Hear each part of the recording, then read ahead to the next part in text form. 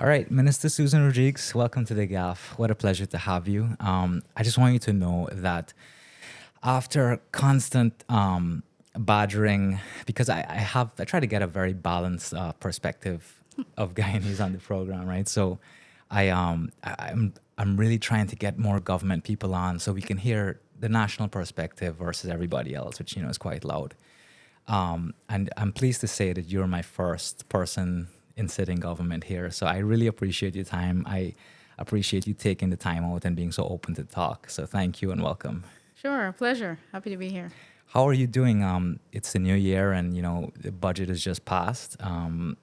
What's actually before we get into that, I kind of wanted to ask you initially, how have you found your first term so far? I know we're going into an election year right now, and you guys are looking very good coming up to it. And reflecting on the past couple of years, like, what have you learned? What are the big takeaways from your end? So it's been a roller coaster. I bet. 4 years in government, I've learned a lot. It's been new for me because if you know my background, coming from the private sector, I had no experience in politics, first and foremost. So I joined the People's Progressive Party when they were in opposition. And I started doing maybe what you can describe as soft political work, meeting members of the public at the office of the leader of the opposition, rendering advice because I do have a law degree. I would meet people, I would advise as best I could. Listening to people is something that I realized that people valued a lot in opposition, even though I couldn't physically do anything like in terms of delivering for them. But I found that making time for people during that time when we spent in opposition really got a lot of goodwill for us. And I learned that from our general secretary, who sat there every day meeting people in opposition. And then I started to go and visit communities and have meetings with those communities, especially in the hinterland. So I saw my country for the first time, really, because Region 4, Georgetown, is not Guyana. Of course. So I started to travel a lot and going into communities, villages, having meetings, listening to people, and was eager to do something for them. Well, the long and short of the story, we had the no confidence motion. Sure. That was a struggle. We finally got elections. We had a 5-month struggle. So at some point during all of that, I went on television. So people got to see me. They knew now that I was in politics. It was new for my family. It was an adjustment for us, for my friends. And then we came into government. And that time really prepared me for office. So I was grateful for that time. Even the 5 months that we spent fighting for the declaration of the elections, even having to endure that, I learned so much during that time about perseverance and staying committed to a cause. Yeah. And that really prepared me for when we entered government. So by the time we got to August 2020 and I was sworn in, and then given this mandate, housing and water, which is huge, I was pleasantly surprised, but I was up for the task. And I was ready to work hard and to deliver. And so I haven't stopped since then. Yeah. Talk about a birth by fire with politics, coming into that. Yeah. Just before we move on, you have your law degree. You've been, a businesswoman. You're kind of on this path where we found oil. The development in some regard is about to start. Why jump into politics then? That's it's really a roll of the dice there in terms, because, you're sort of open to be pigeonholed once you come out as a party side.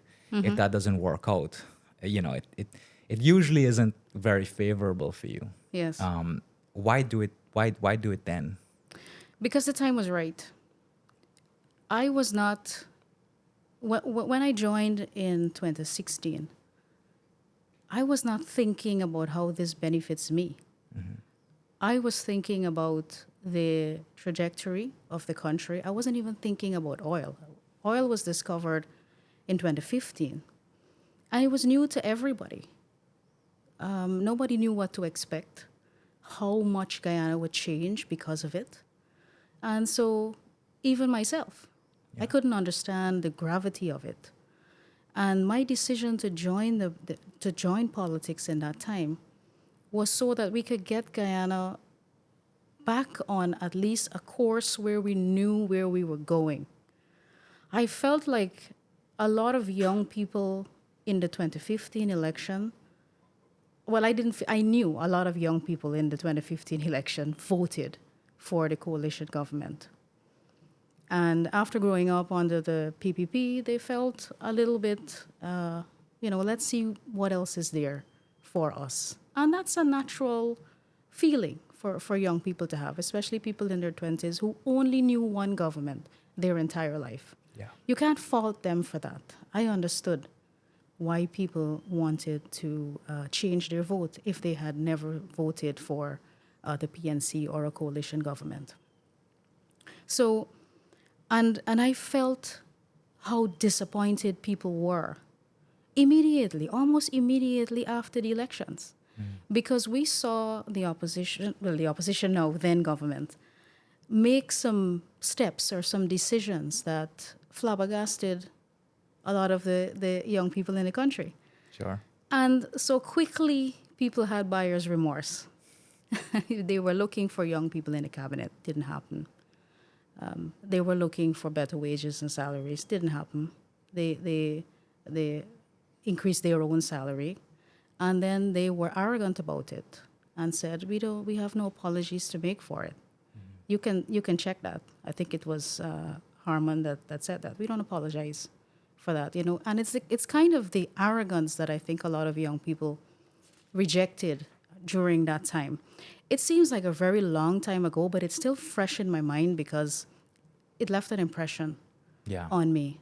And being a part of circles where we were discussing the economy and how this is affecting us as young entrepreneurs, young women, and so on, I felt it's time for us to stop talking and discussing this and actually start to do something about it. Yeah. And the choice was: do you form your own party, or do you enter the political arena and back a party or back a government that you think, or a group of people that you think can really lead the country?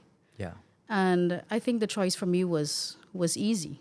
I decided to reach out to members of the PPP that I knew, and I said, I'd like to join and help you guys win back government.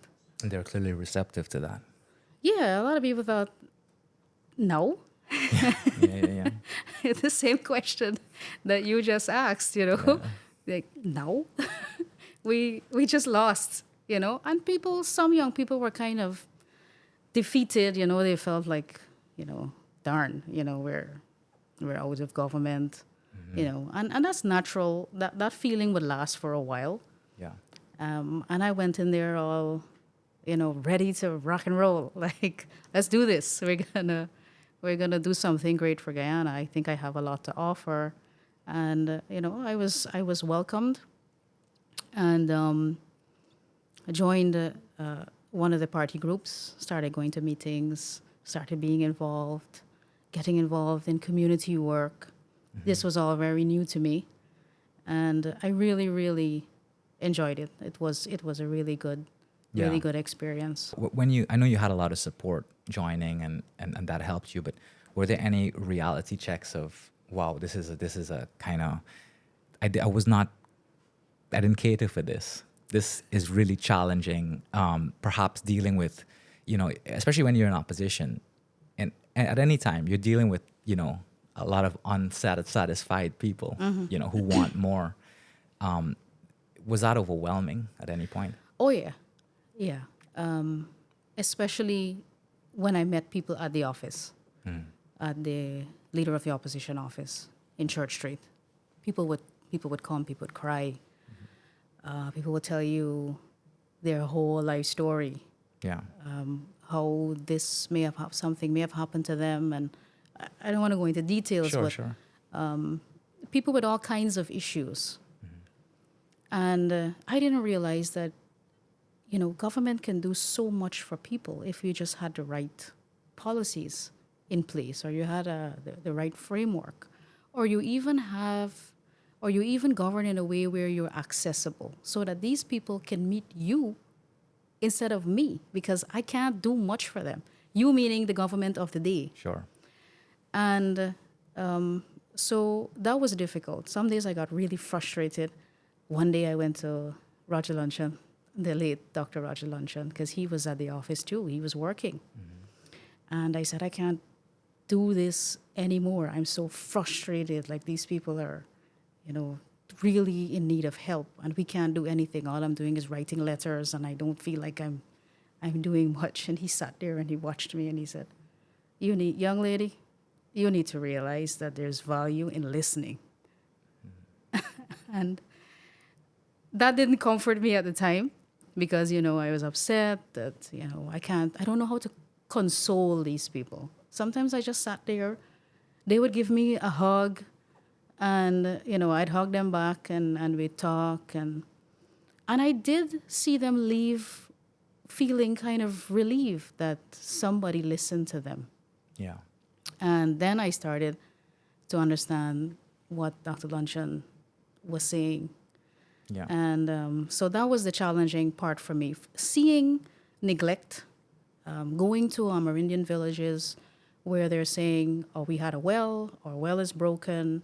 2 years now, we're waiting on somebody to come to fix it. We have no water. Things like that. The different challenges across the country that I would experience, and I can't do anything about it. But the listening helped, and I was also learning how I needed to reach people. Yeah. And given an opportunity to serve them, what I needed to do and how I needed to serve them. Yeah. Being in that position is interesting because it's like you're listening, because you're on the back foot in politics, you're also listening to not just respond and quell. You actually have to sit there and spend some time with it after and process that and get through that. And, it's interesting to me that you, as minister, you're still quite accessible, or it seems to me. I mean, you're here willing to talk to me. I'm also seeing you do a lot of work on social media to sort of connect. I'm assuming to connect to young people. Was that part of your strategy of communications? Because a lot of young people, when I talk to them, are, they always want more in terms of to understand what's going on. Mm-hmm. And it seems like that's the direction you're heading in with your communications. Yeah, definitely. I think young people have a very important role to play in our future, to play in the direction that this country is headed. Mm-hmm. I do think there is great value in having young leaders. And instead of sitting on the sidelines and just always being part of a discussion, I took the step to enter politics, to do something about it, and to show other young people that, we can't go on believing that we can just stay out of politics and it will work itself out. There's no magic formula that that somebody else will fix it for us. Yeah. If we have ideas and we're willing to do the work and we are willing to undergo public scrutiny, because that's the thing, Alex, that's the thing that a lot of people run from. They say, well, I don't know how I can, be in politics and have people just rip my life to pieces, just attack your family members. And who knew politics can be like that? Unless you're in it, then you realize just how much you have to sacrifice. And it's one thing to criticize the politician. It's another thing when you go after people's kids and spouses and so on. That's the hardest part Yeah, it gets for me. I personal. feel like I have to be apologizing to my family, and because even there, everybody's under scrutiny, Yeah. and they didn't sign up for that. I did, and that's why it's so difficult to be in politics. But I want to grab young people's attention, and I want to let them know that you can be in politics, you can make your contribution. You have to be brave about it. You just really have to be brave about it. And if you believe in it, I think that you'll go far. And I think my belief for and passion in wanting to make a contribution to our country is what makes me better at my job. Yeah. And so I try to find ways to engage young people and let them know, politics is not taboo. It's part of our everyday life. We can't run away from it. I totally get where you're coming from. I think young people who are, remember the politics the citizenry gets, it's the majority of it is all the back and forth, the nastiness, right? The politics of it. And I think that's what scares a lot of young folks. So, while I totally get what you're saying, if you want change, get involved. You got to put some skin in the game. But is there a way, where action can transcend politics, where the ability to contribute to change does not necessarily mean acting within a political spectrum that is, by nature antagonizing towards another group and vice versa. And I think that's the issue for me. So, is there any way to get involved without necessarily having to commit to one political side? You know what I mean? Sure, I get what you mean, because I get this question all the time. But I'm a pragmatist. And if you look at how the opposition acts now, in terms of the public commitments they're making, a lot of it is unrealistic. It's easy to say these things when you're not being held accountable. Your feet is not to the fire in the way that the government is. So it's easy to make promises like that. The reality is very different. I say that to demonstrate to you that young people, whether it's their youth or inexperience, they tend to want to be idealists. We want everything to be perfect. I was there. You want the perfect situation. You don't want to deal with the nastiness. You want everybody to have decorum, and everybody must say the nicest things, and you use very choice language, and I get it, but the reality is different. Sometimes politics is like a battleground. And when we go to the debates, for example, for the budget debates, it's like you're in the battlefield. And if you can't defend your program, then why are you even there? Yeah. You have to defend your program. You have to defend your policies, especially, the ministers. We have to go out there and we have to put on the gloves and you have to fight to explain to the public why you're coming to this parliament for us to pass this budget. Well, these are my programs. This is what I want to do. That's what I want to do. Surely the opposition will say, oh, but this is what's happening, this is what's happening, and this is what's happening. That doesn't make it true. But you have to defend that. And so that's where the battle is. And sometimes we're human beings. We take jabs at each other. That's not new. And that's not unique to Guyana. You look at parliaments around the world and, fist fights breaks out in the parliament. The point is this. We're not going to find an ideal situation to operate in. But I believe that this is one of the most educated generations because we have access to so much more material. We have access to the internet. We have technology that we can use. And too often, young people get carried away with sensational things and fake news, and they seem either incapable or unwilling to sift through what they're reading and spotting fake news or sensationalism for what it is. You need to go after the facts. Yeah. So if you're really interested in what the government is doing, then you have to get to the bottom of it. How is this policy in particular, or any policy or any ministry that you're interested in?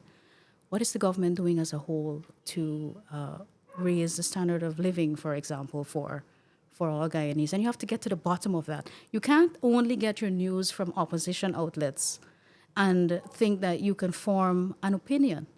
You have to read everything and then form your own opinion. Or you can't latch on to one particular individual and think that, I just like this person. Yeah. And, but he or she may not be giving you accurate information. So you really have to sift through the noise. You have to read and then make your own decisions. Yeah. And be honest with yourself. That's at the right. end of the day. Interesting. One last question on the politics before we move on to the important stuff. And this is just because I'm really interested to hear from a younger person's perspective. After the last election, there's obviously been a big political shift. Some may argue there's been more separation. There's a lot of people in the middle obviously are disappointed that there's not a strong opposition, at least some of the people I talk to. I'm just speak from my experience. I don't want to put words in people's mouth. It's unfortunate that there's not a strong opposition to hold, government accountable. Sure. We need this in any society, right? We obviously have seen an attempt to subvert the last elections, which resulted in that 5-month gridlock for the country. And naturally, the current government has run with it, and that's a big arguing point to shut down a lot of the contributions, good or bad, that the opposition brings to the table. We're sort of 5 months in. The current government has sort of had a pretty strong rein on things. We're putting a lot of money into the economy. There's a lot of development going on.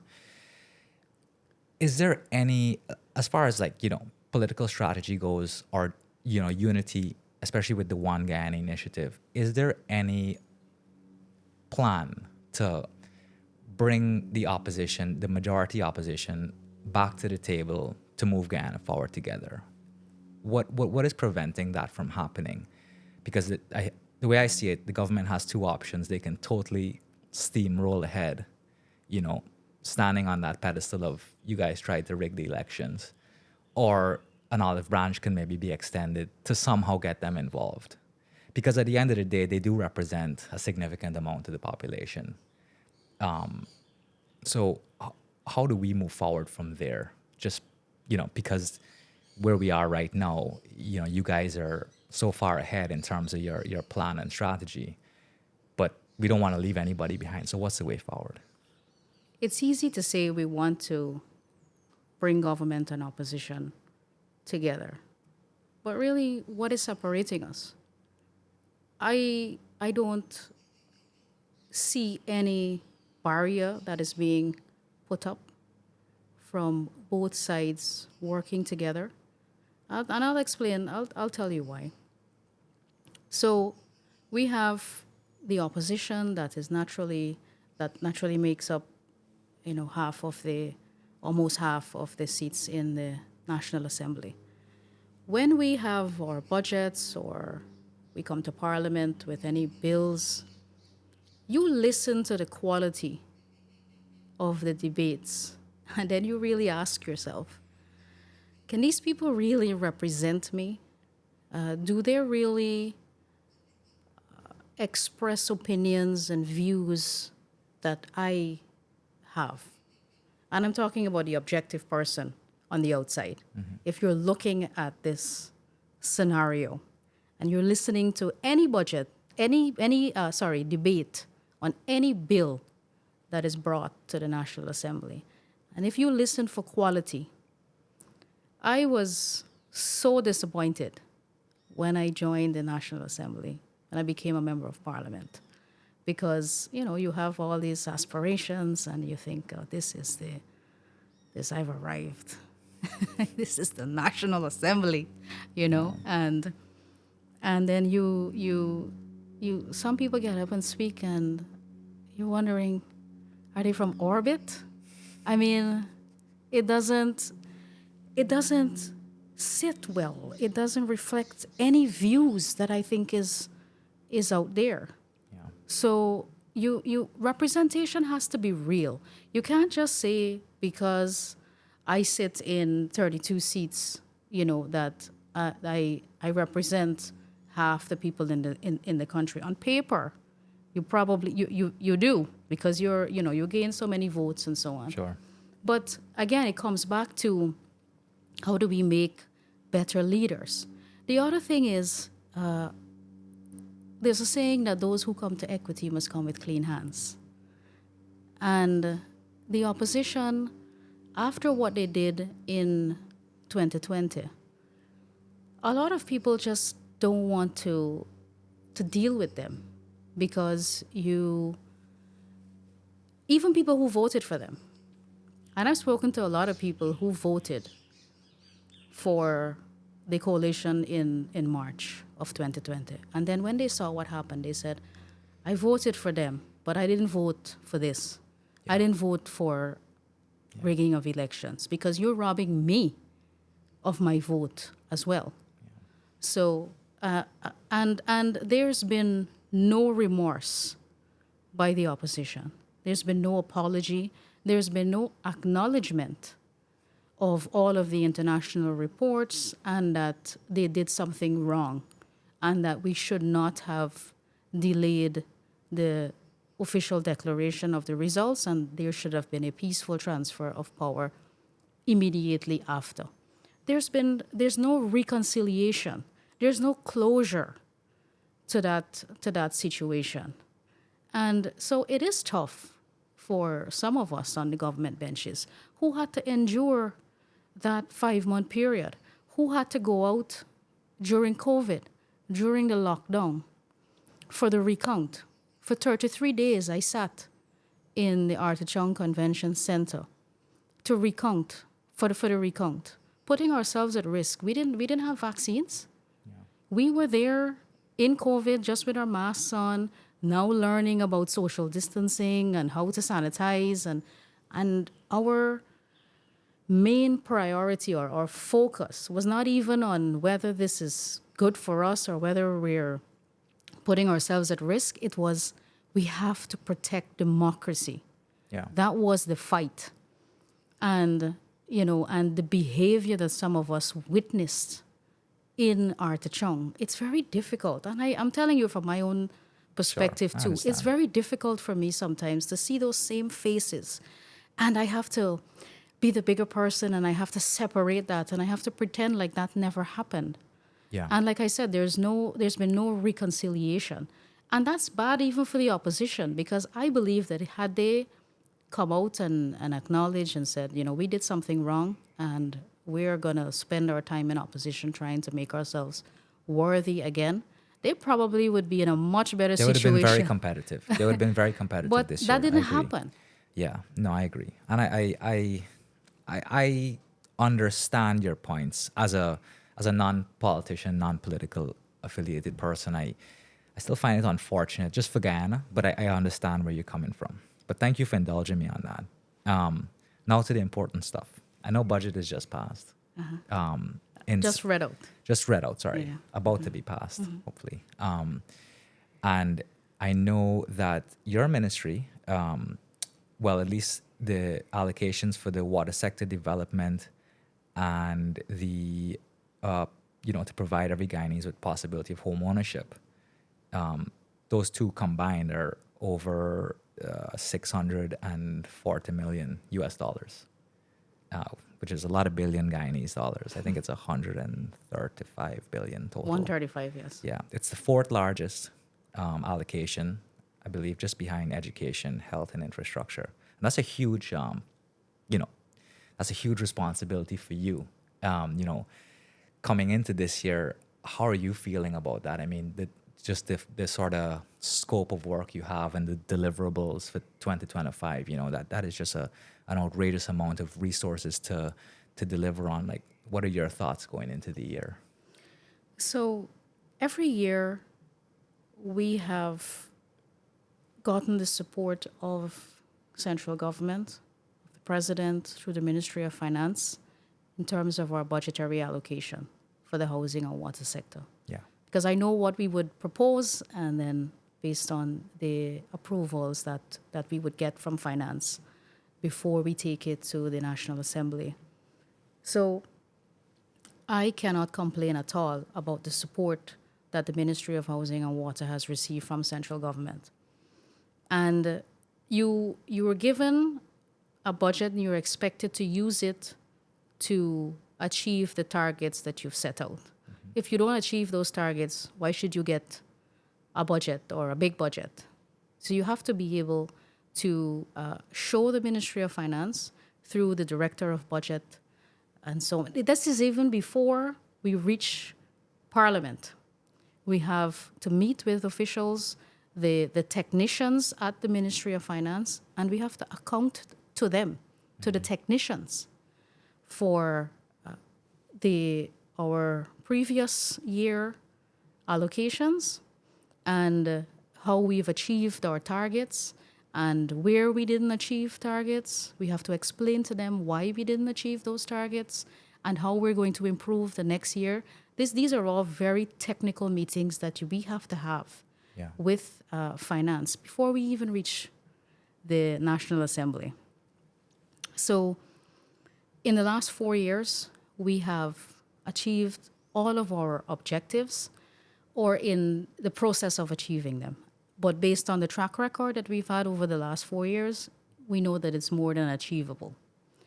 So I am very pleased with the support that we've received. We'll go to the Parliament in a week or so to the debate and then to the examination of the estimates. And I can proudly speak of the record in the housing and water sector. You know what we've been doing. You know what the commitments are. We've made no secret of that. Up to now, I know you have about 41. You've given away 41,000 Yes. house lots. Yes. On track for 50 by the end of the term. Long before the end of. Oh, okay. Long before the end of 2025. Really? We've got more efficient at this. Okay.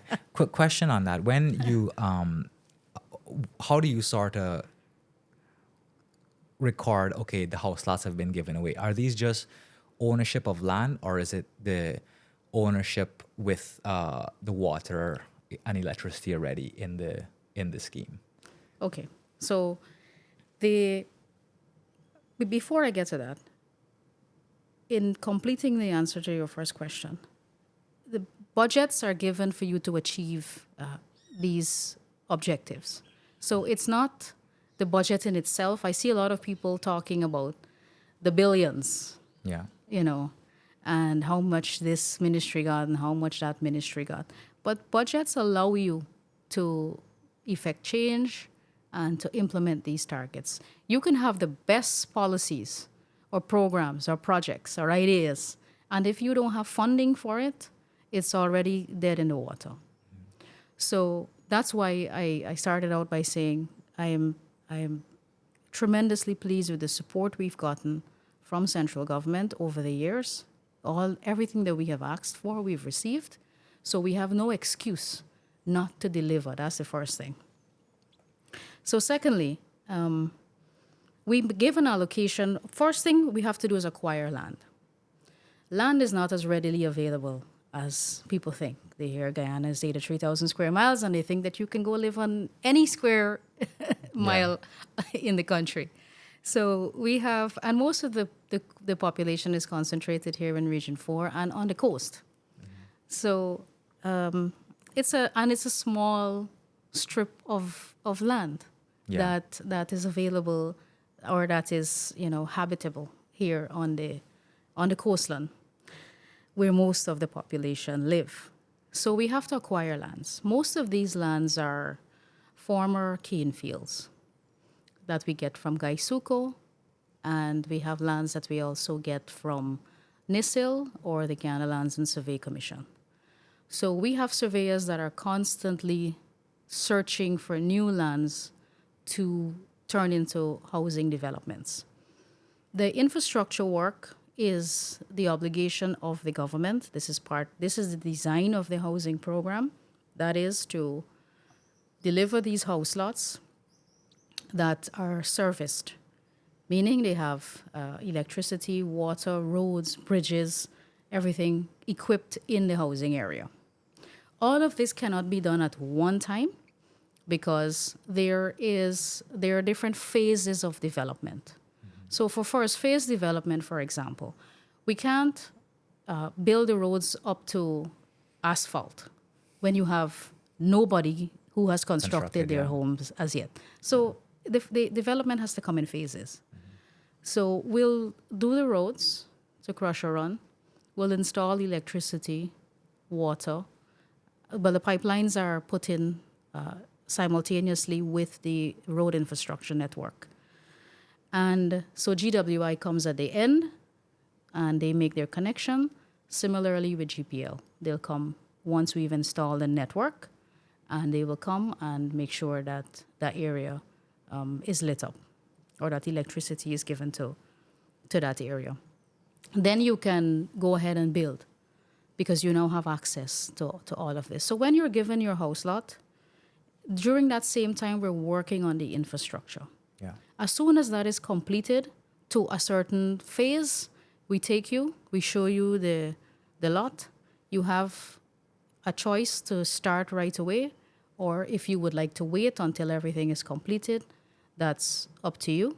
Yeah. But in the meantime, we are processing your documents. We're getting you to the next phase, which is the agreement to sale.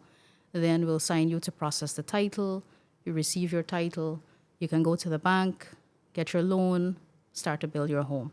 Yeah. You can determine that the pace at which you want to move through that process too. Yeah.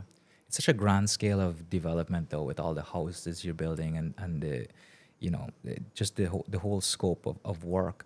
Are you finding any challenges with regards to human resources to get all this done on time? Yeah. Like anybody who graduates with an engineering degree now, we can find work for you. Okay. So that's how it's, we Good to know. we need engineers, you need accountants, you need clerks. Yeah. It's a lot of people and this is just through public sector employment. Yeah.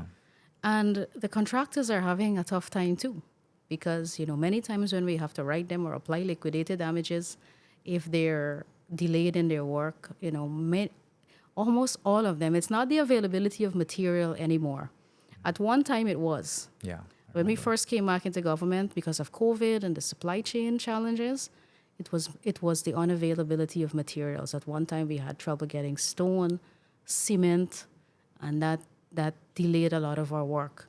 Then we had 2 floods. We had a drought.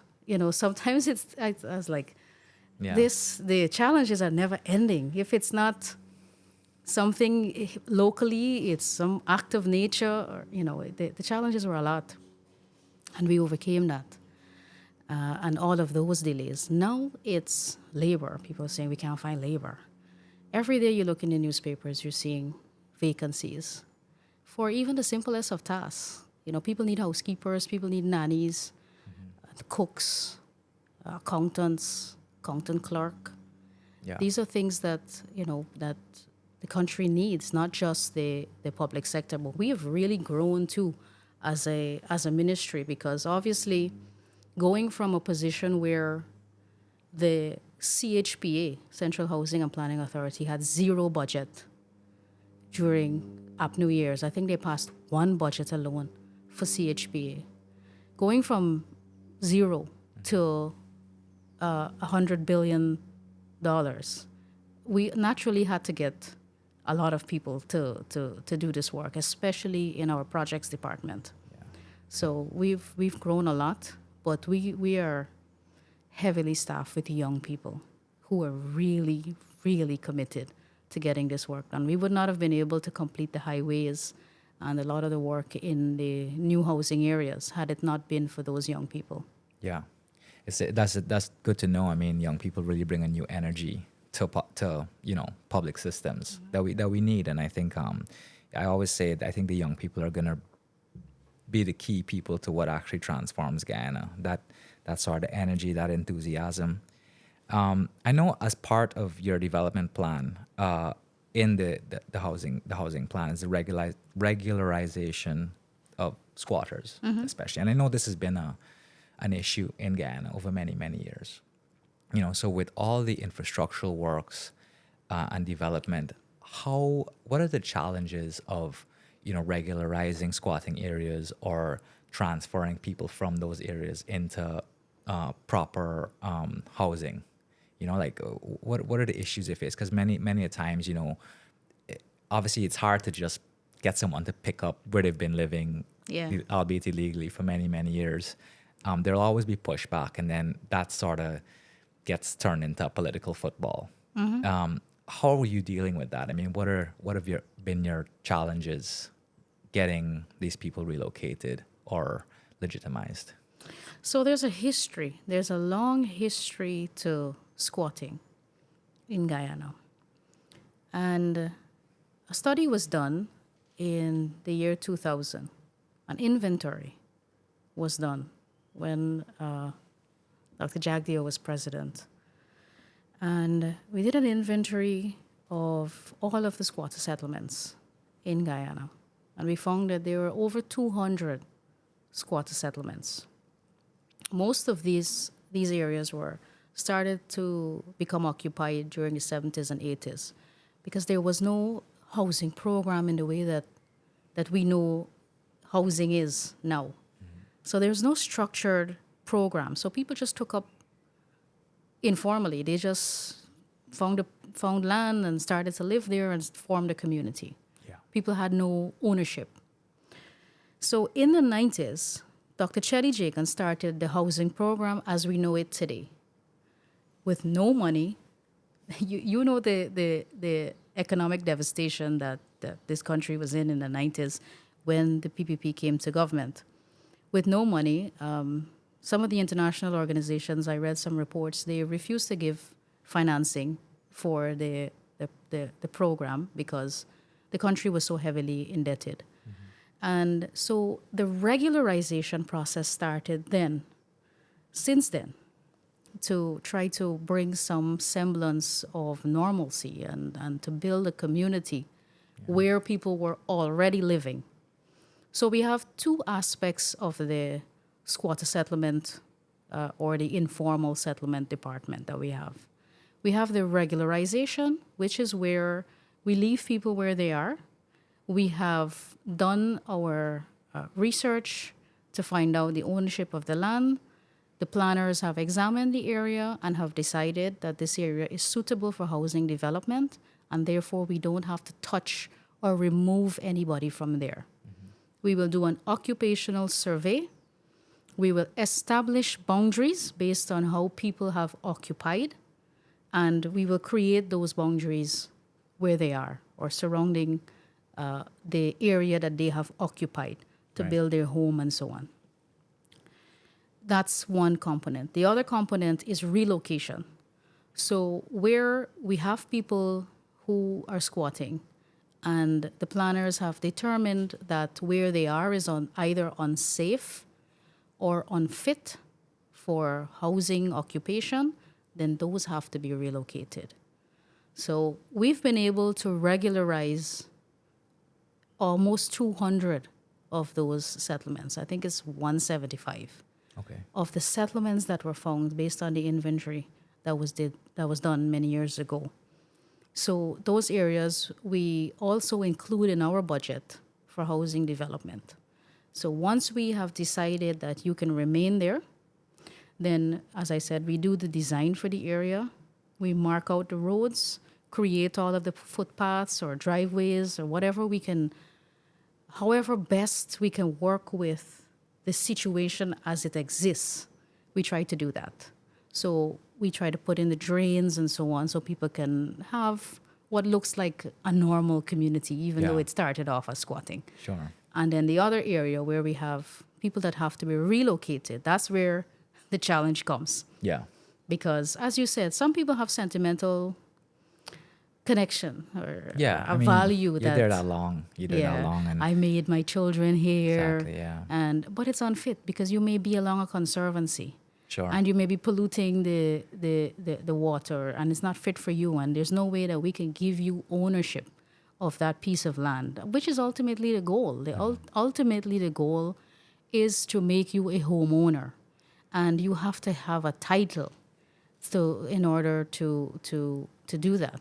How do you get like the generations coming out of that to, you know, jump on the housing drive and get their own property as opposed to, you know, having more people go and settle in new areas, you know, because the ones who are the modern day squatters, I guess, you know, it's much easier to remove them. It's obviously not an appealing thing to do. Mm-hmm. So how do we sort of prevent people from squatting on other areas? Well, I like to talk to people about value. And what you have to recognize is when you take up informal occupancy, then there's no value or not much value that you can create around that. When you look at what we're doing in the official structured housing program that we have, people who pay for a low income house lot, Alex, let's say it's $250,000 or $300,000. When everything is completed, the work is completed, all the infrastructure is in, the utilities are there, and in most of these housing areas now, we have 4 lanes of road passing through, whether it's Heroes Highway, whether it's the road we're building to Enmore, which is the extension of Aubrey Barker. Hakes Bosch Road is extending all the way up the East Coast. All of these 4 lanes, this network of roads, is passing through all of our housing areas. When that is completed, that $300,000 that you paid, that lot is now worth millions. Yeah. And that's how we're creating value. You cannot occupy a portion of land informally and create that value by some conservancy. You know, you're holding yourself back. Yeah. So you have to do the legal thing, make an application. Your application will be addressed. Obviously, they have lots of people waiting in the system already. And while we promised 50,000 lots, we're not oblivious to the people who are now applying and expect to receive a house lot. That's why we have moved beyond that. And we're working on a program right now to try to bring all of these allocations, these pending applications, up to current. So that's another ambitious objective that we've set for ourselves. And hopefully, you know, in the next year, 2 years, once we win government again, we'll be able to implement that. But we're not oblivious to it. We're not just governing for a manifesto. Sure. We're very acutely aware of the reality and the power that the housing program has to really change people's lives and to create value for them. So we want everybody to become a homeowner, but we want you to leverage that equity that has been created through the government infrastructure program. And the only way that you can leverage that equity is to do the right thing, to receive a house lot through the program, and then you can go to the bank, you'll have your valuation done, and you'll see that house lot that you paid for a few $100,000 is worth millions of dollars. Yeah. You'd be able to get a loan to build your home. You may have money to start a small business, buy a car, a taxi, so many things. And this is what young people have to do, especially. They have to think, what is the bigger impact of this program? It's not just a house lot. You have to understand how to use it to really unlock financing, and also how you are forever changing the trajectory of your family. Because many of us come from families who never owned any property. Yeah. You'll be the first landowner in your generation. Some people, they're the first landowners in their generation. Imagine how much better off their kids will be growing up in a stable home, understanding that I have to own something and I have to get my own, you know? How much better we are teaching our children about how they need to live. Of course. The young people like coming out of UG, the educated young people who are like going to fall into the workforce, making, you know, roughly a couple 100,000 a month. How do they have an easier time accessing financing to get these properties? Because I mean, you know, it's a lot of properties just on the market are so unaffordable to young people. How is the government's housing program helping them to get the access to go to the bank, to get loans, to be able to acquire these properties? So the banks have been very responsive to our housing drive, and they've been on the ground with us. Okay. So a lot of times people would say to me in the past, we've never been to a bank. We never had a loan. Well, never been to the bank to access a mortgage. It's an intimidating thing. Yeah, you know, they don't know what are what's the criteria to qualify. Yeah. Now, when we go into on the ground to do our Dream Realize allocations, the banks are with us. Okay. And you can come to our event. You may receive your house lot. You make a down payment on it. You don't have to pay everything up front. You make a down payment, and it's affordable. Obviously, from the time you submit your application for a house lot, you have to be planning that, you know, I must save some money because one day the ministry will call and I have to be ready to go. You can't have no skin in the game. You come with $0. So you have to have some skin in the game. And you come, you make a down payment, and the bank is right there. You can go talk to them in an informal setting. They have become very flexible working with people who we recommend, because obviously you're coming with your documents from the Ministry of Housing.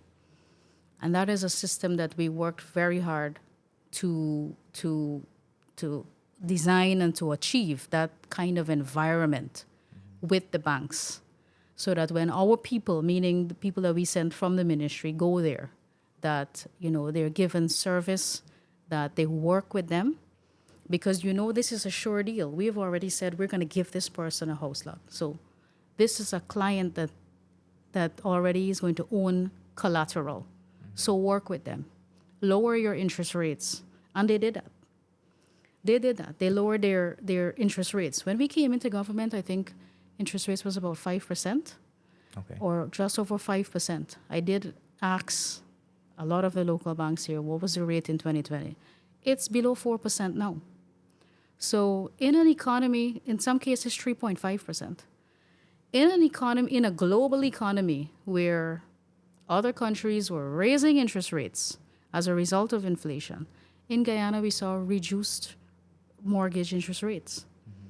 So this is all part of the work that we did outside of manifesto commitments and so on, moving people to home ownership. It wasn't just about allocation of land. It's getting Guyanese to become landowners or homeowners and being able to leverage that equity that we are creating through the public spending, through the public sector investment program, that the monies that we're spending, the budgets that we talk about. This is how it's being transferred to the people. This is how, so people think transfer of wealth is I take $100 from the treasury and I put it in your pocket. Yeah. But we're doing more than that. Yeah. We're creating generational wealth when you transfer property and land to ordinary Guyanese. It's not, the land isn't going to depreciate. So, last thing on the housing, you know, does the government have plans as they develop more, you know, housing schemes and stuff like that to regularize some sort of zoning law? As like, you know, I don't want to, if I get a land in a scheme, not a turnkey house, but just like a land, and it's a residential, and I build my my house there, you know, sometimes there's a depending on what's going on, there's a chance that a mechanic shop opens up on one side and a 10-story apartment building opens up on the next side. Is there any plans to sort of, regularize that kind of thing in different areas so we don't sort of have this sort of scattered, just a ton of different entities all around, that there's no Sure. uniformity? It obviously affects different structures being next to each other, things like that, because it's important for development, to have some Absolutely. uniformity. Absolutely. So when we have one of these drives and we have an area that we are allocating, the design of the area is no secret. Anybody who has received an allocation, and you can check it, anybody who's received an allocation at one of our drives, they go through the selection, they make payment, they'll get a receipt, and then there's this survey department that is with us on ground as well. And they go over to that survey department, and they will be shown exactly where their lot is on the plan. And on the bigger scheme of things, so the entire area would be displayed there for people who are being allocated that area on that particular day. You're shown where it is on that design, and you have full access to the entire design of the housing area. Okay. So and it's color coded. You know where the house lots are, you know where the commercial development is, you know where the industrial development is. You'll see the green spaces that was left, where we leave for playground, where we have earmarked for a school, where we have earmarked for a health center. All of that is public. That's the important thing about finding out facts, Yeah. No, I didn't know it was public. All I'm of that still is trying public. I have a land. The reason I asked, just some personal experience. I have Yes. a land I applied for, which I've paid for already. I just haven't gotten it yet. I think the development's still going on. Yeah. But I wasn't able to get the scheme, Yeah. the plans. Okay, so all of that is there. And so you know exactly where those things are going to go. When you have people now who have started to live there and on their own go open a vulcanizing shop or, some other development or retail area business, I guarantee you it's not approved. Yeah. They just do that on their own. Where we can do more work is in the enforcement. Yeah. But it's not that we approve haphazard development all over the place. Guyanese are hustlers. We like to work hard. We like to have multiple streams of income. It's a good thing. We like to hustle. And people like to, even if they're working and they have a spouse at home, they want to open a shop. And we don't want to take that away from them either. Like I admire people who want to do 2-3 things and are really working hard or finding another stream of income. I am all for it. But you cannot do it in a way that disrupts or disturbs the peace to the other people who live on that street or in that area. So a lot of people, they'll come, and I have a lot of people lining up at my office too. My development has been rejected. The board rejected it. And there's a board, there's the planning board that this has to go to when you make an application. It doesn't come to the minister. There's a board. CHPA has a board, a planning board. So we have a department that deals with this, accept all of the applications for land use. And if you want to start a business or you want to have a building permit, all has to go to CHPA. And they'll do an inspection and they'll write up a report and recommend whether you can go ahead with this business development that you want to do here or not. Yeah. And a lot of times it's rejected, but a lot of time it's unregulated because they never came for approval in the first place. They're just operating and only if the authorities come, then the place will close. And if the authorities don't come, then they continue to operate. It's the Guyanese way. Yeah, but there is active zoning, and it is part of our design for every new area that we develop for housing development and for commercial development. Fantastic. Thank you for that. I just want to move on to water. First of all, and this is something that really interests me, and I'm hoping that now that we've had a conversation, if you could please encourage someone from GWI, technical person, to come and talk with me about all our water, our whole water setup, because Yeah. it just fascinates me how we deal with that. How do I like the water sector too. Oh, okay. All right. So Yeah. you're just as involved in how do we get our water? How does the average person get water? Our primary water source is from the aquifer. And throughout the history of our country, we've been drilling wells to access potable water. In the past, it was many hand-dug wells, shallow wells that were susceptible to climate change. So if there was a flood, the well would be contaminated. If there's a drought, the well would dry up. And so drilling wells is an expensive undertaking, and building water treatment plants is an even more expensive undertaking. And historically, what I understand is we didn't have the resources to treat water in the way that we're doing now. And we can talk a little bit about the water treatment program that we're doing. But we didn't have the resources because these plants cost billions of dollars. Yeah. And so before, the primary focus was access. And in a World Bank report in the 90s, access to water was defined as being able to access a source up to a mile away. Up to a mile away. That was the definition of access to potable water. So if you have to walk a mile to get that water, you still have access. Yeah. That has changed. What's it now? Now it's to your home. Okay. So that's, in such a short time that it's changed drastically.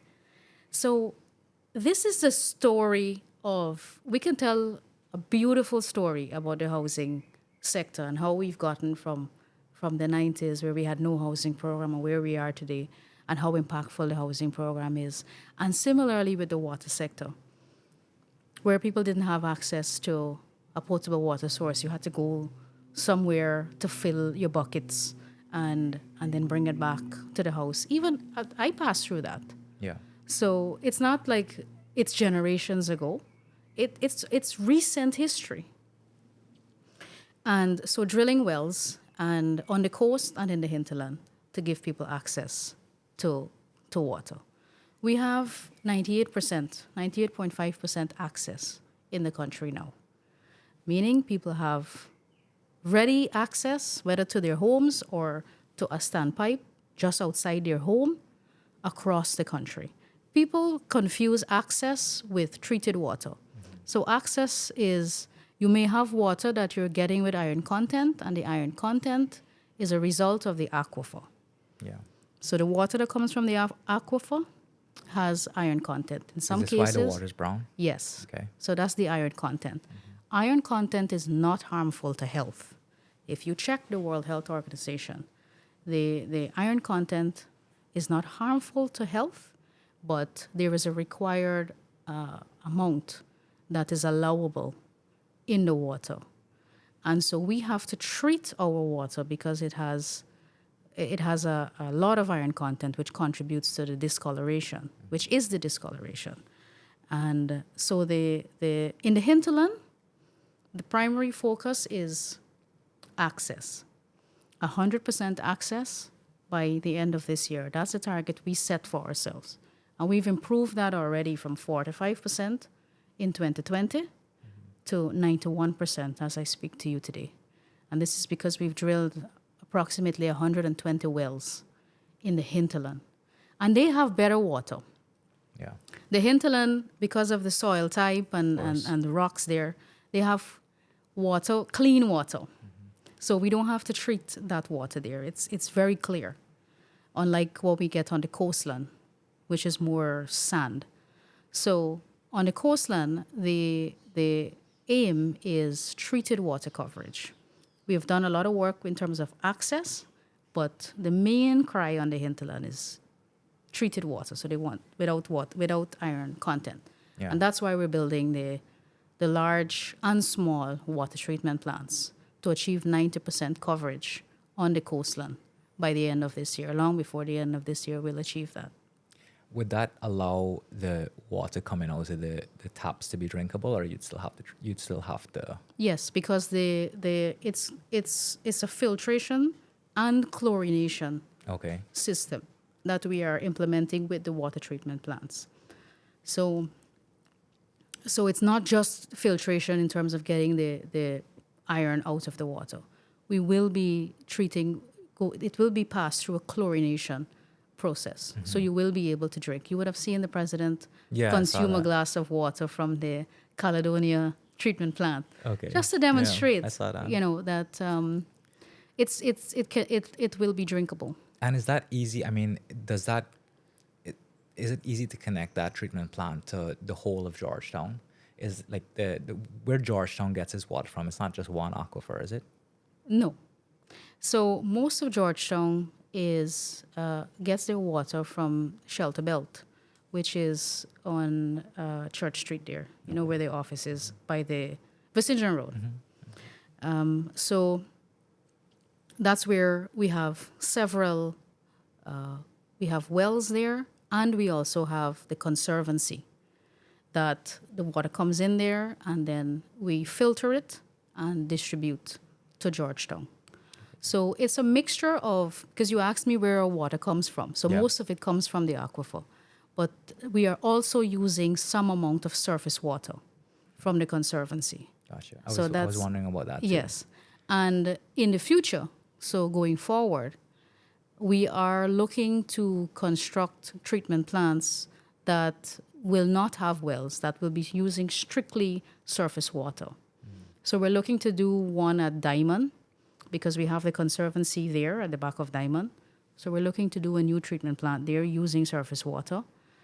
And at Hope, we're looking to utilize the Hope Canal to build a new treatment plant, accessing water from the Hope Canal.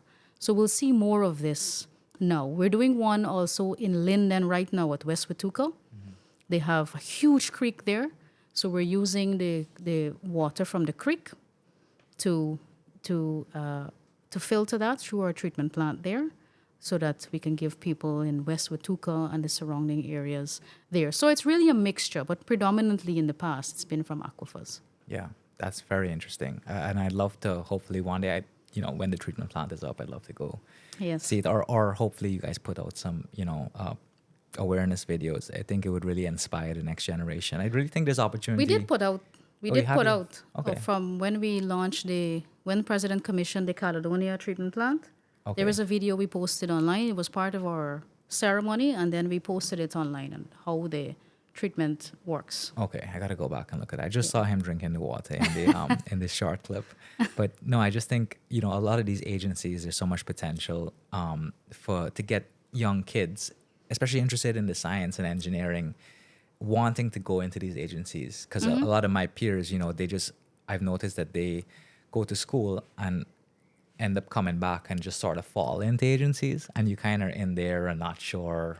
We were talking about researching, right, and reading and Yeah. really getting the information. It's there. Yeah. You have to look in the right places. For sure. I definitely more work can be done, but I do think, I do think it goes a long way to get the younger people inspired. We just have so much interesting things here to do in Guyana as we develop that everybody can be a part of. That's pretty much a lot of the questions, all the questions I wanted to ask you. I really appreciate you coming. Just to close, could we talk briefly about what your hopes are going forward the next 5 to 10 years for Guyana? Where do you see your career in politics going?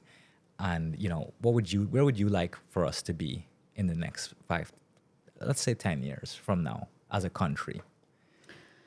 Guyana, for me, has to be a place where young people can achieve all that they would like to achieve. It has to be a place where we want to live, we want to start a family, and we want to retire. We have to come full circle as a country. Too often, we are comparing ourselves to the developed world. You've had some guests. I've listened to a few recordings, Yeah. and all of the comparisons were done with Europe and North America. And we spoke about this briefly at the beginning of this interview, how easy it is to compare ourselves to other countries Yeah. that have had 100 years of development or 100 years of oil production, and they're where they need to be. They've achieved growth and development for their people. We have to, and that's why it's really important for us to be practical about our development and where we are in this stage of development and then where we need to go. We can't do it at the click of a finger, and it's not going to happen overnight. But we have a very unique opportunity to create the Guyana that we all know is possible. Because we have our traditional sectors that the government is still working on. We're still working on our agriculture sector. We're trying to diversify that and bring in new crops, high-value crops, trying to get young people involved in agriculture.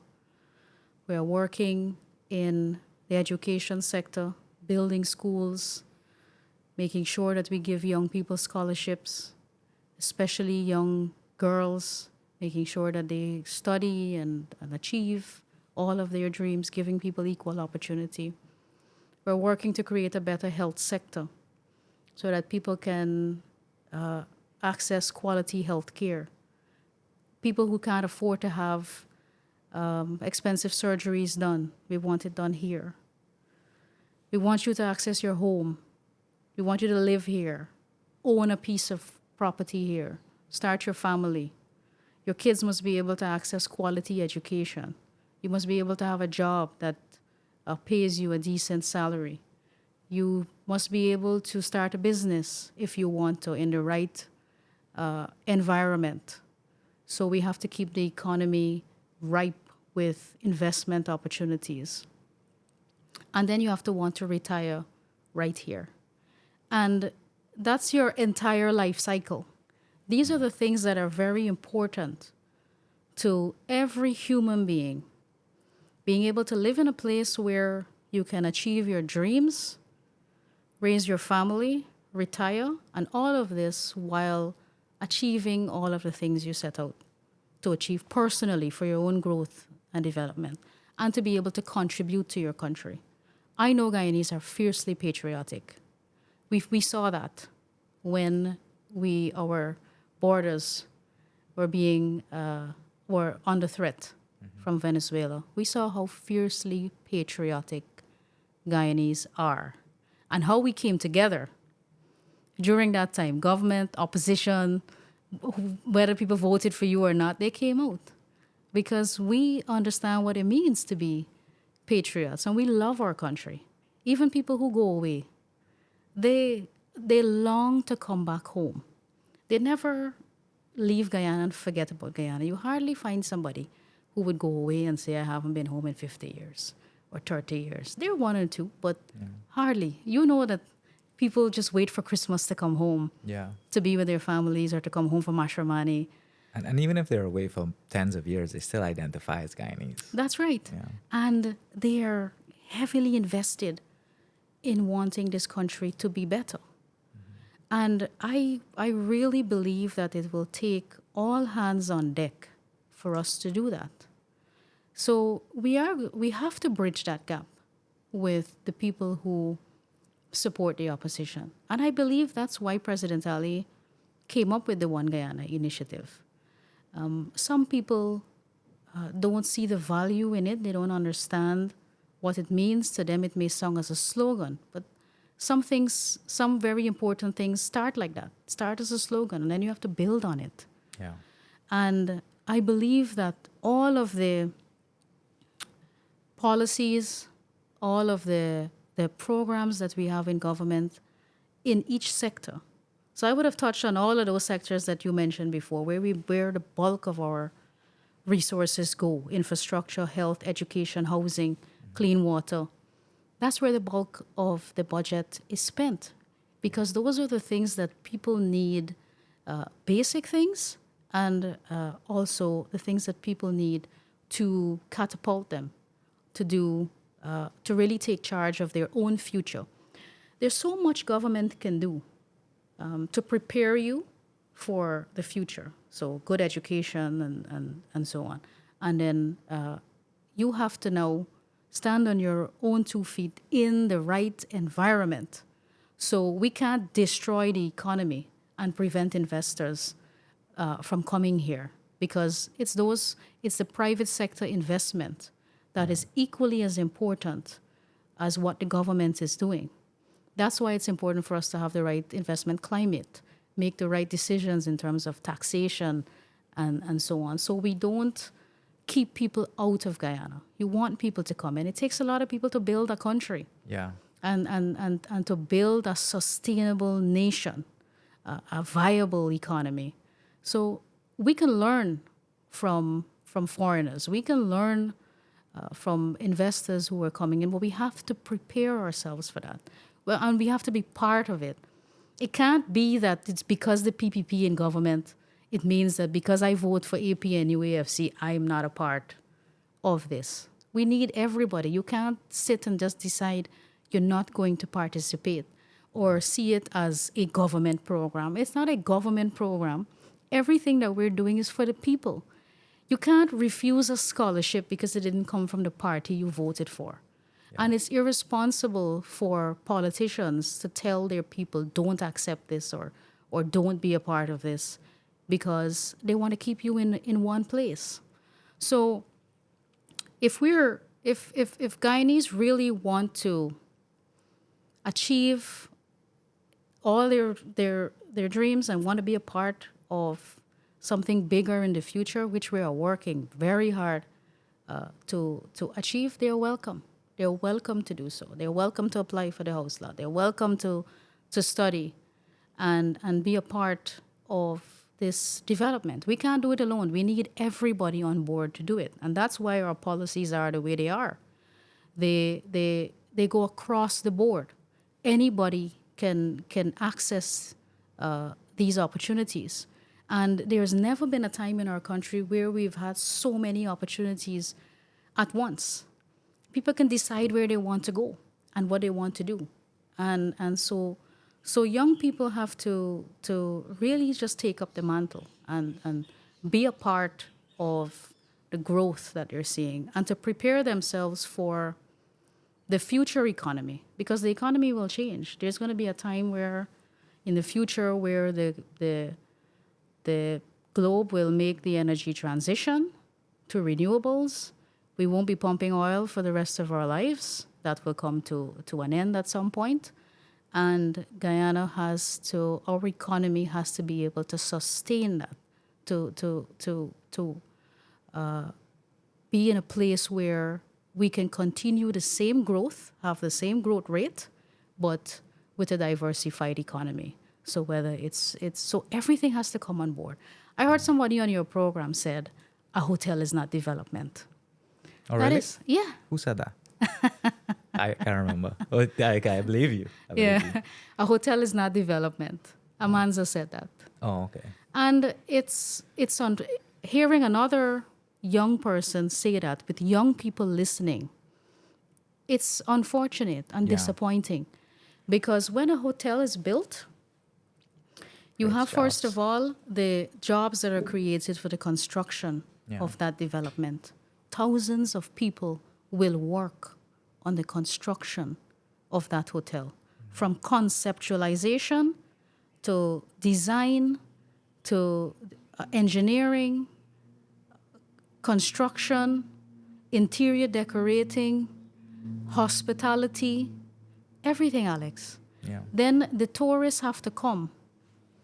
The airlines have to employ people.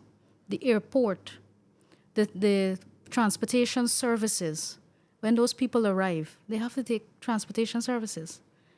The hotels, the restaurants, all of the young people who are coming together and opening restaurants, the tourists have to go eat there.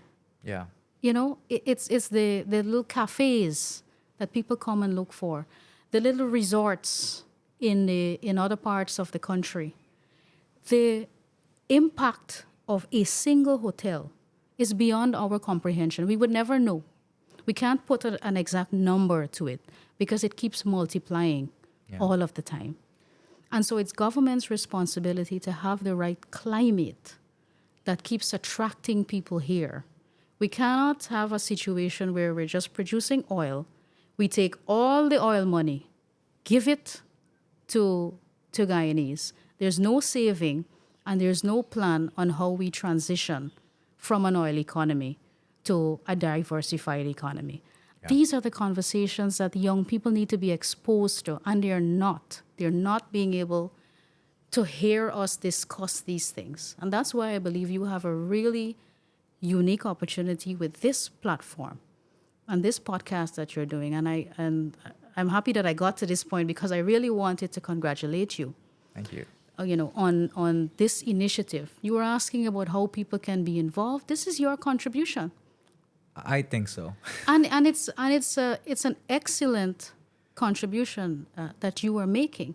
Yeah. But then you have to expose people to not just you. I mean, other young people have to be a part of this discussion. They have to cut through the nastiness of the politics. You have to accept that for what it is. That's not going to go away. Sure, yeah. Noted.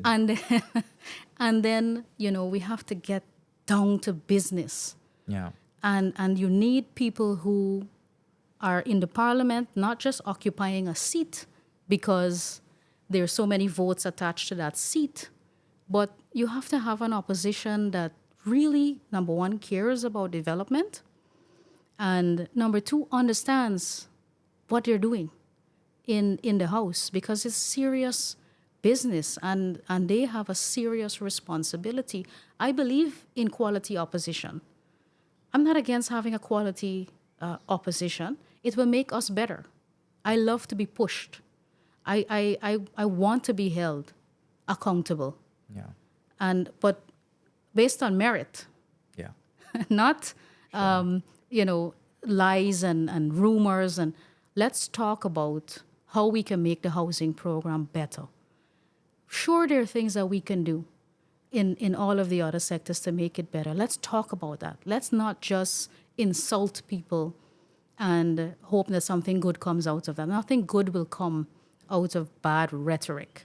And too often our young people are just exposed to that type of rhetoric, as opposed to this kind of conversation. I was talking to James Bond the other day, and because I believe he's a young person that really wants to see change as well. And I told him, I said, we should really talk to young people. I was thinking, him and I, outside of politics, we were just gaffing. Sure. No pun intended. And I said, James, we should really talk to young people about investing. Oh wow, that'd be amazing. His face lit up, and he's like, yeah, we gotta let's discuss this further, because I can talk about my experience, he can talk about his experience, and we can try to bring together the pieces of this puzzle, because our government is doing so much to try to create this vision. Yeah. But everybody has to understand what it is that we're trying to create. And I feel like there's a missing link in getting this information or this understanding to young people. And if they don't understand what the vision is, they wouldn't understand how they fit in and how they can help us to put this puzzle together. I'm actually so happy you said that. I was actually going to bring up a point that, we're talking about the opportunity of Guyana and the fact that you can do what you can do today, and you can dream about doing this 10 years ago. That's right. We couldn't be doing this here, but we found a niche and managed to make it into a business that supports us. Unheard of to me. And I feel like a lot of young people, they're seeing all this, money come into the country. you obviously the headlines are the people with massive capital putting on these big investments. So it's easy to feel like none of that is hitting me. And in all fairness, maybe they're, through better policy, it can be dispersed more. But I think like young people also need to like get out there and fail forward. Yeah. You have to try. You have to, take some blows a while. We, for a few years into our business, we didn't know if it was worth it until we started to network, make more, develop better relationships, improve. And that's like the whole journey that a lot of people young people who are investing their money and their time need to understand. It's such an important part. Yeah, and that's why you have to be passionate about what you're doing too. Right. If you're just driven by dollar signs, That's then another issue. then the as well, first stumbling block you come across, you'll quit. Yeah. And so you have to be passionate about something, and then you have to make yourself marketable. That's why you have to understand the economy in which you live. Yeah. So you can look at other countries that have done this, and you have to look at where they were, so that we can compare where they were, which is where we are now, and then how they came out of this. What were the skills needed? How can I market myself better? Maybe instead of going and do the law degree, I may want to study engineering, just as an example, so that I can make myself marketable. My education must be marketable. I have to be able to find a business that satisfies a need in the market. I can't do what everybody else is doing. If everybody else has apartments, I can't want to do the same thing and think that, oh, this is easy and safe. Yeah. You have to take risks, calculated risks, of course. Sure. But you have to take, and you have to understand how to do that. And I think a lot more You have to young believe in people, yourself a lot in that Yeah. regard as well. Yeah. and a lot more young people should be talking about this, and so that the other folks, younger folks who are watching on, can learn from our experiences, can learn from the young people who've tried and failed a dozen times and got up again and still pursuing their passion. Yeah. And I guarantee you, once you pursue anything wholeheartedly, you will achieve things that you didn't even think Yeah. that you could achieve. Not to mention the personal growth is so great. I think like Tim, is so funny what you're saying because, early in my career, I really thought I did enjoy what I do, but I felt my success was measured on the amount of dollars that were coming in. And I can say from experience, everybody can do better, but it's the fastest way to make yourself unhappy, because you're just sort of, the cause of what you're doing becomes, very just stale, and you realize what is even enough, really. Like that's not really what life is about. Obviously you need to survive, you need your necessities, but fulfillment really does come from finding some sort of purpose. And even with regards to the business, I'm really trying hard to get the big businessmen, the titans of industry here, to reflect on their experiences, because I think young people, we don't have that forum for young people. And they can learn so much from a personal conversation. Oh, how did you start? What did you go through? That's right. But they're hesitant. So hopefully, seeing you here, they'll know that important people can come here too. Yeah, of course. And anytime you want to talk about anything apart from politics and investing and how, I started, and I have loads of advice and experience that I can share with young people. I think too often we keep ourselves in a box, Yeah. and we look at what everybody else is doing, and we have to start to train our minds to break out of that, and how we can create opportunities for ourselves. I know President Ali talks a lot about this when at any public engagement, but I think it gets lost on people. I don't think people are really hearing him, because he himself has so much advice to offer.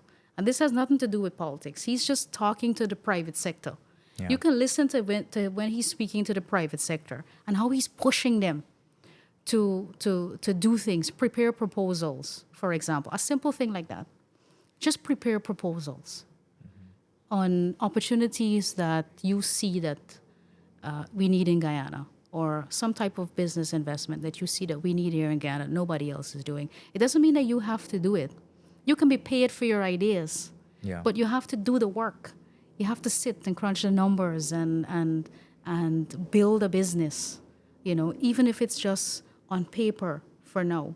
But we have to make that investment. Too often we want money to just be thrown at us. Quick and point on that. I totally agree with you. You got to put in the work to develop the idea.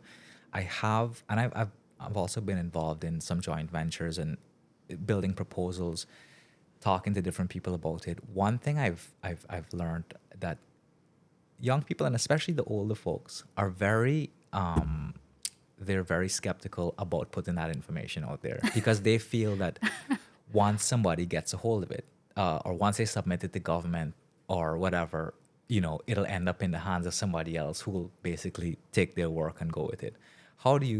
My philosophy on that, before I ask your opinion, is that, at the end of the day, nobody can really do it how you want to do it. So even if Jack got your proposal and was like, oh, this is great, he has really no idea what he's doing with it.